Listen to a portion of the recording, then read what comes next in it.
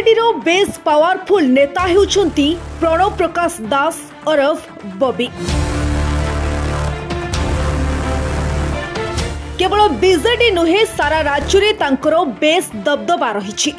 मुख्यमंत्री को परे बीजेडी रे बॉबी को बेस खातिर मध्य रहिछि। तीन थर विधायक होइतिबा बॉबी दास एथरो किंतु जाजपुर रु निर्वाचन लड़िबे नाही। जाजपुर बदल रे बॉबी को कोरेई मैदान रे देखिबा को मिलिबो बोली चर्चा जोर धरिछि।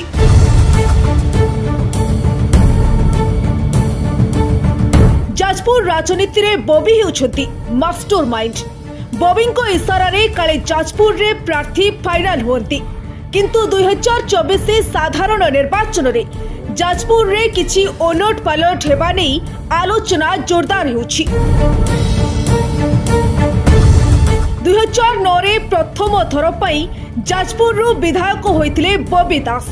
2014 और 2019 रे भी एक पाखिया निर्वाचन चिणी बॉबी हैट्रिक मारिथिले।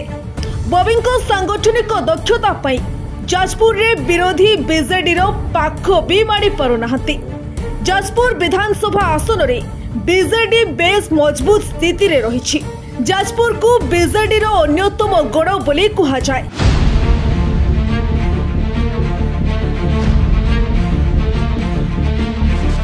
अन्यपटे जहाँ चर्चा हेउछि कोरेईर बीजेडी नेता और कर्मी माने काले चाहुछंती बॉबी सेठारु लढंतु।